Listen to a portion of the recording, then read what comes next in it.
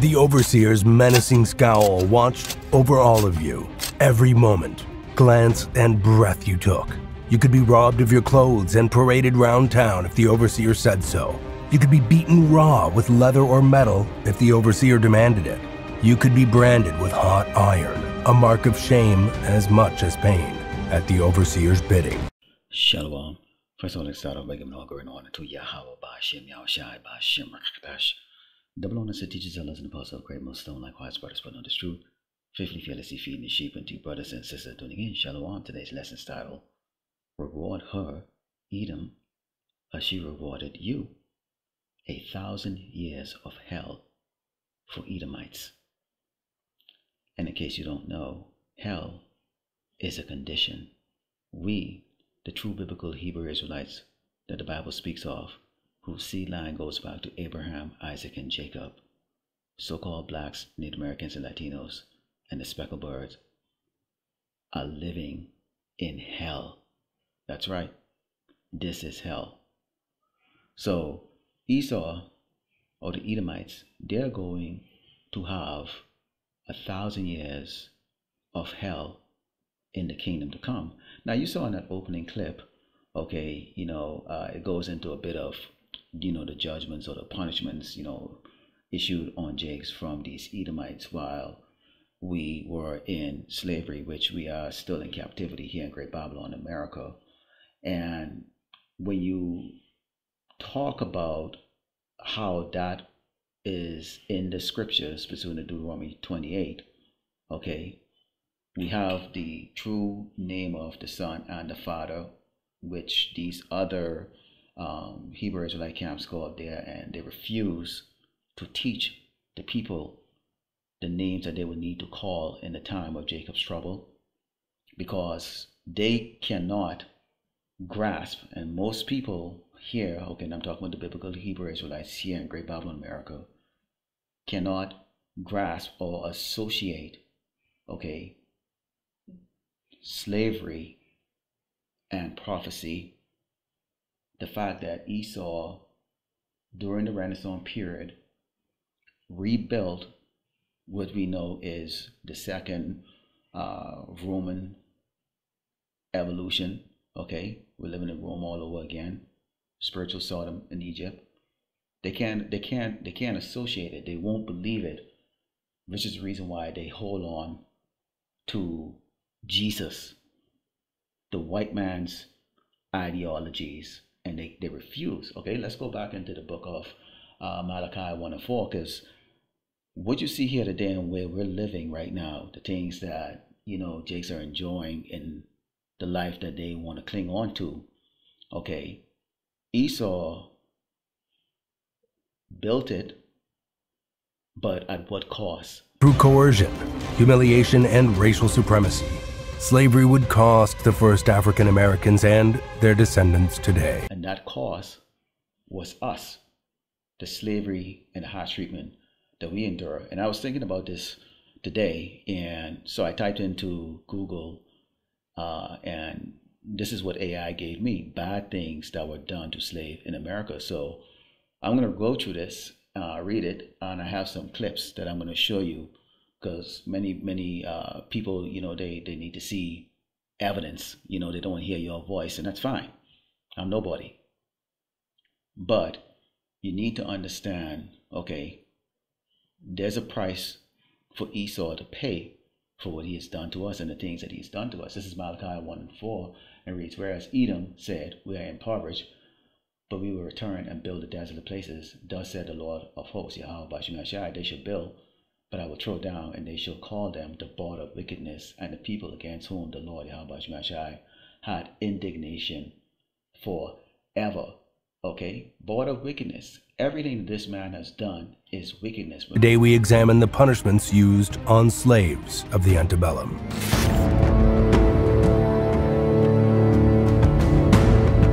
For slaves in the antebellum, public humiliation was pervasive. Punishments and humiliation were grimly intertwined. What could be a punishment for one individual could stand as a warning and threat to others. Furthermore, so often physical punishment would be delivered to reassert the racial supremacist order. It is frankly a fallacy to present slave punishment and humiliation as separate matters.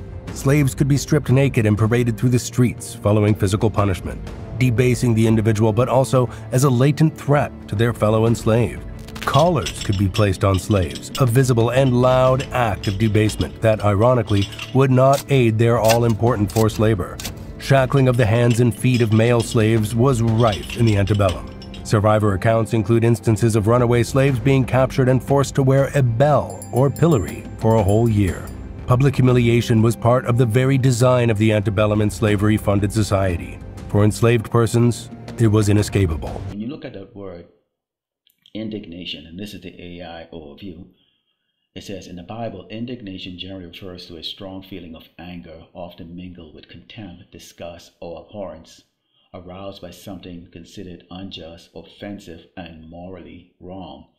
Everything that this man has done to us has been unjust, offensive, and morally wrong in the eyes of Yahweh Shem Shai, and to those of us that are awake in this truth.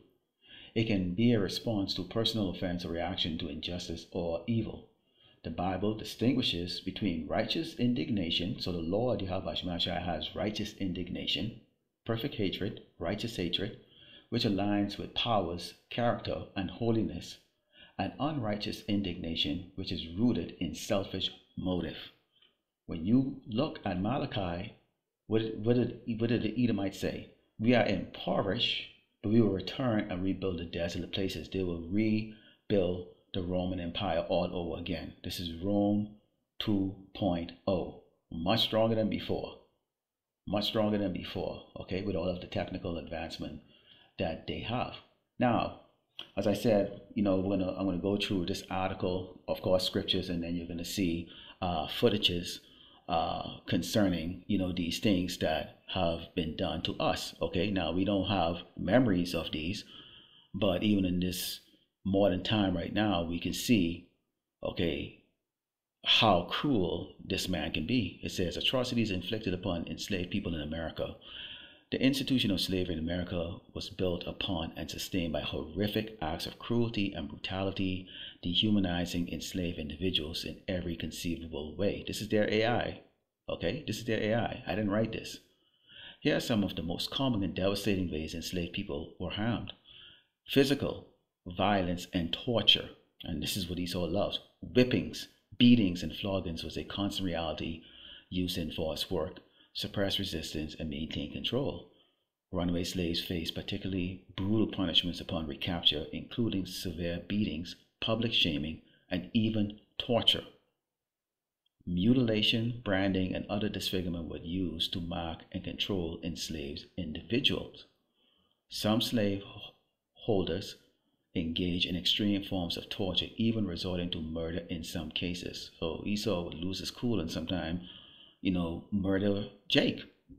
Living conditions were deplorable, with cramped and unsanitary slave quarters, inadequate food, and limited access to medical care, contributing to rampant disease and weakened immune system.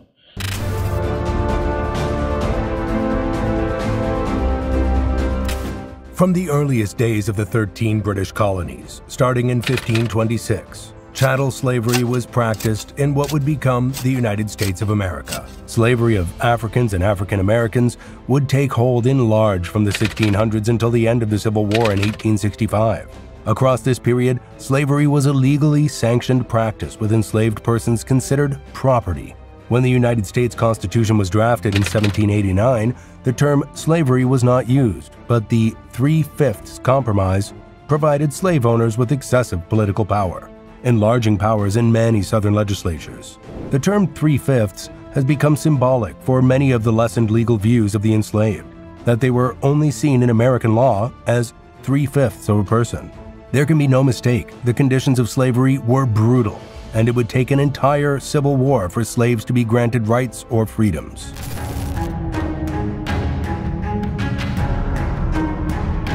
The branding of enslaved persons was commonplace across the United States. An entire strand of the abolitionist movement was based on the practice of branding, that slaves were being branded and mutilated in the same vein as livestock.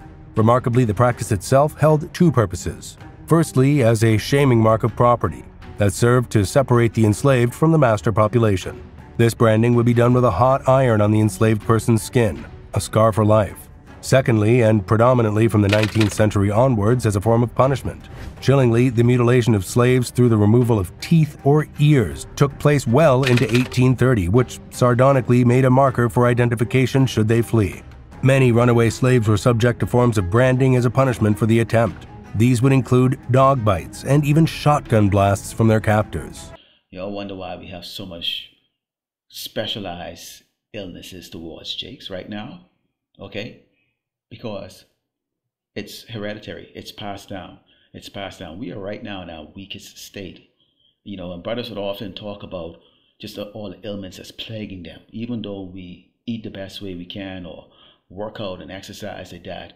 Okay, but we live in a ecology, okay, ecological system, Great Babylon America, that is contaminated. It's contaminated for us. Okay, and people. They really buck up against this. You know, I was watching the elder apostle Ramla today, and he was talking about just teach the word, okay? Why get into all that flashy stuff out there? You know, concerning these other camps that are out there that are really trying to appease their audience or appease man, so to speak. Okay, they're worried about the likes and the view counts, and padding their pockets or whatever the case is like that. Okay, but here's what we're supposed to do. Okay, this is Ezekiel 35 and verse 1 reads, "Moreover, the word of the Lord Yahweh Shai came to me, saying, Son of man, set thy face against Mount Seir and prophesy against it. And say unto it, Thus said the Lord power, Behold, O Mount Seir, I am against thee, and I will stretch out my hand against thee, and I will make thee most desolate. I will lay thy cities waste, and thou shalt be desolate, and thou shalt know that I am the Lord Yahweh Shai." And this is part of that indignation, okay, the disgust of Esau and how he rebuilt the desolate places on the blood of the children of Israel. And Deep South remained a slave society. Ultimately for the South, an entire economic system had formed through the forced labor of African slaves. Even with the Atlantic slave trade's abolition in 1808, the South's economy had become heavily dependent on the enslaved labor force, most prominent in cotton production and agriculture. As a result, smuggling slaves and slave breeding would become regular in the United States until the 1860s. These two Americas, with polar opposite positions on the practice of slavery, would divide the country into slave states and free states. Come the 1850s, a cotton-growing, enriched South that saw slavery as a positive good threatened to secede from the Union. And yet still, despite having all of this proven evidence out there, you Jakes refuse to repent. You refuse to accept the fact that you are the true biblical Hebrew Israelite that the Bible speaks of. These judgments were sent upon us by the Lord Yahweh Shai. Okay? But there is also a price that Esau, the Edomite, the so-called white man, has to pay. Hence the 1,000 years of hell that they are going to face, which is going to be a condition, not some everlasting burning fire, okay, which Christianity teaches you, okay? It says, with sexual exploitation and abuse. Enslaved women were particularly vulnerable to sexual assault and rape by slaveholders, overseers, and other white men who saw them as objects rather than human beings. This exploitation often led to forced pregnancies and the birth of mixed children who were still born into slavery, demonstrating the lack of protection and control enslaved women had over their own bodies and families. The practice of slave breeding, where enslaved individuals were forced to reproduce to create more enslaved people for sale, was widespread, especially in states like Virginia and Maryland. So you can see we were like cattle to them.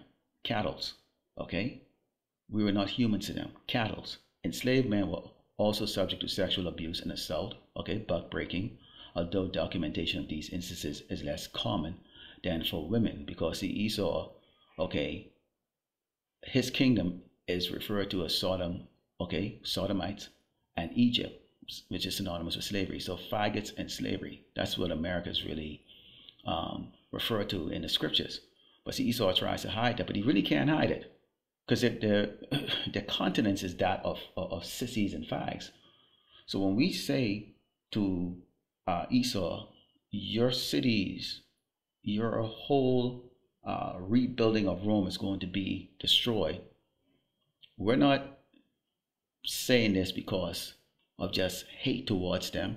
This is scriptural. In fact, when you go into Jeremiah 49:12, because Jakes, they don't want Esau to get that punishment. They don't want Esau to go through what we went through. They really would like to forgive and forget and move forward. Yes, so Jake can forgive each other and forget, any trespasses. Okay, which shows that we are under the curse. Okay, this is Jeremiah 49:12. It reads, "For thus said the Lord Yahweh Shemashai, behold, they whose judgment was not to drink of the cup had surely drunken, and art thou he that should altogether go unpunished? Thou shalt not go unpunished, but thou shalt surely drink of it." You're going to get it. This is the reason why later on, as I read, you have to be rewarded. On any plantation, an overseer had the authority to commit violence upon enslaved people. Typically, this was done with a whip made of cowskin or a lash made of metal. Coercion through beatings was a matter entirely at an overseer's behest. Working too slow, insubordination, leaving without permission, or for no reason at all. Slaves who resisted their captivity, who ran away, should they survive, stood to have the most brutal of punishment. These Edomites have to be rewarded. You think of the things that they have done to us. You think of the things that they have done to us. Why would you not want to cry on to Yahweh Shai to judge your oppressor, your murderer, your rapist? Huh? Why wouldn't you want to? They wonder why we have so much zeal, why we stand boldly and we speak. We now have hope. We now know that our power put us in those positions and told us basically, you repent, I will save you in a time when this man is really going to come and with great wrath on this earth, which the Lord Yahweh Shemashai is putting that spirit in him. Okay? This is a psychological and emotional trauma. The constant threat of violence, separation from family, and the denial of basic human rights inflicted deep psychological wounds and emotional scars. Family will often separate or sale, leaving individuals with immense grief, loss, and a lack of family support. What people have gone through this? We are the only ones with this. I can't find it anywhere with AI where anybody else has gone through this. Yeah, you had war and you might have, captures, you prisoners of wars and all that stuff like that, but they never have gone through centuries of this. We are the only ones. The systematic suppression of education and denial of intellectual development further dehumanized enslaved people and limited their opportunities. The effect of this trauma is still felt by many African Americans today, as evidenced by the concept of post-traumatic slave syndrome. Okay? Post-traumatic slave syndrome. Yes, though, you'll often hear them say, well, why don't you forget about it and move on? That was a long time ago. I didn't put you in slavery. They try to actually, have a case or an argument against it. And this is what, Jakes them, they also fall for that too. Okay? So never mind the beatings, the rapes, the buck breaking, the psychological warfare that Esau plays with us. And this is all throughout slavery, but this is constantly going on right now. Okay? This is going on right now. You go into Revelation 18:6, we are told what we are going to do with these Edomites in the kingdom of heaven. It says, reward her even as she rewarded you, double unto her, double according to her works, in the cup which she had filled to her double. Just like the Lord Yahweh Shemashai, Adel Mashiach, okay, send us out on the highway in the Bible on this unicorn, pursuant to Ezekiel 35 and Cyrus 1, where we are to go and preach, okay, this gospel, and also let the Edomites know their fate. Let the heathens know their fate, which is going to be slavery, because they participated in our downfall and also our torture and pillaging, and they took full advantage of Esau, okay, having us subjected to this type of treatment. So that was a command. That was a command. Okay, we are commanded to reward these Edomites double. Okay, and I don't know about you, Jakes, but I constantly think about it all the time. What am I going to do with that new body with these Edomites? Violence of the Ku Klux Klan was wanton, and violent assaults on persons of color were rife in the South. Following the Reconstruction era was the passage of Jim Crow laws, which racially segregated the southern United States from the 1870s to the 1960s. Separating facilities and institutes made a mockery of emancipation, with African Americans always receiving an inferior deal, in what many see as the nadir of America's race relations. Jim Crow has come to be seen as an institutionalization of second-class citizenship for persons of color. The civil rights movement of the 1960s would overturn Jim Crow and bring voting rights for African Americans. Yet many challenges remain to this day. Many commentators see American schools as segregated today as they were before the passage of Brown v. Board of Education. The Black Lives Matter movement has shown the world that provincial safety is no guarantee to African Americans today. Across its populace, politics, and culture, a country built on the forced labor of slavery shows its heavy burden to this very day.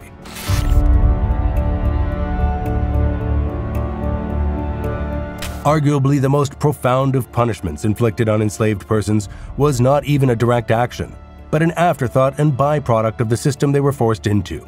In a course of action that would separate millions of people and generations to come from their heritage, the separation of families was the norm for enslaved arrivals in North America. Children would be separated from their parents, wives from their husbands on disembarking, and this practice would continue beyond.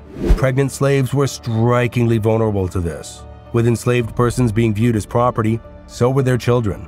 Numerous accounts detail newborn babies born on plantations being taken from mothers at birth. This would only result in the children in question being sold or traded like commodities. Slave owners had no legal ramifications to respect the family unit or marital bed of slaves. Any could be sold or transferred to new owners, taken as concubines against their will. Arrival in the United States meant the loss of family and identity for those who survived the Middle Passage.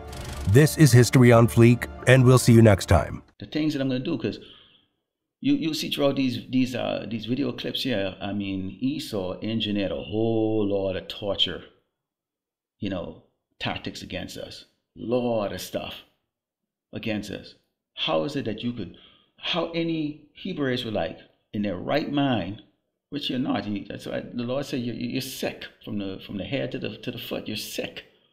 How could you, in your right mind, allow this doggone devil, these Edomites, to get away with it when you will have the ability to subject them to double what they've given you? How could you, in your right mind, don't want to do that? Don't want to participate in that? You want to share the heavenly kingdom with them equally, when he has never shared his kingdom, this crap, with you equally. Throughout the videos, it tells you what we will consider 3/5 of a man, a property. Okay? This is Isaiah 14:21 reads, "Prepare slaughter for his children and for the iniquity of their fathers, that they do not rise, nor possess the land, nor fill the face of the world with cities. But rise up against them, said the Lord of hosts, Yahweh Bashim Shai, and cut off from Babylon the name and remnant and son and nephew, said the Lord, Yahweh Bashim Shai." Okay? So, leading up to them going into their captivity, they're going to experience a downfall of their society. Okay?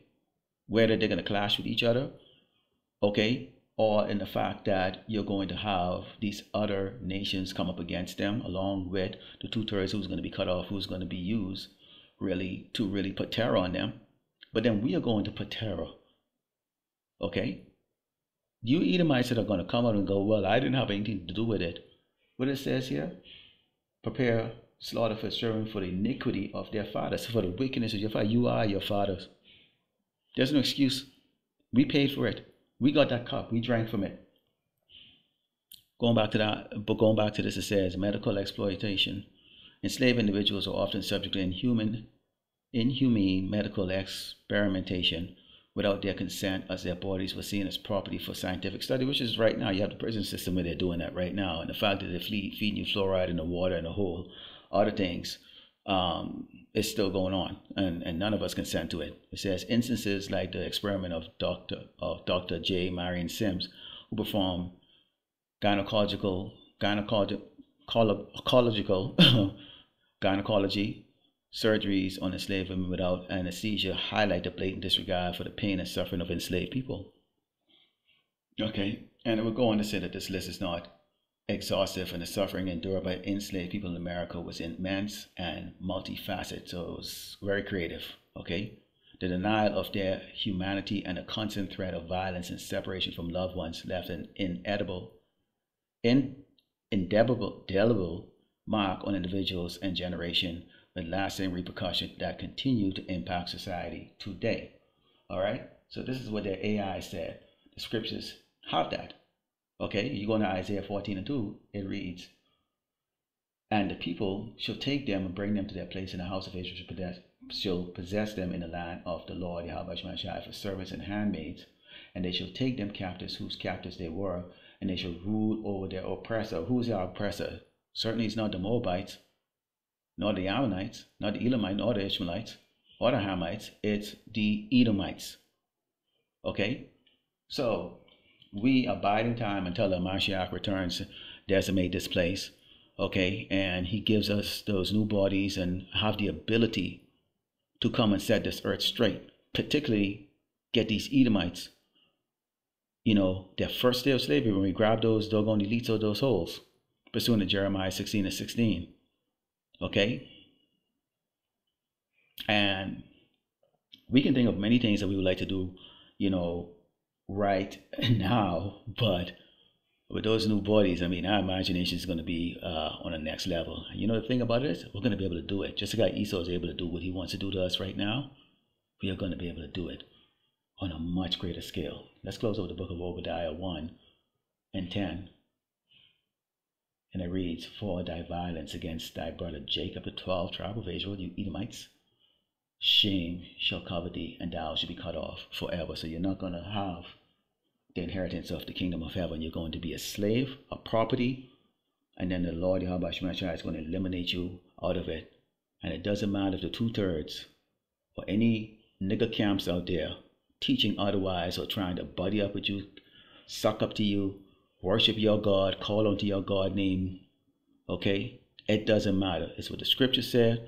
We have the evidence. We have the proof. Your shame. We're going to constantly remind you of how horrible you are and how horrible you've been to us. We will never forget. And this is that anger, okay, that we, and I'm going to speak for myself, live it on a constant daily basis, okay?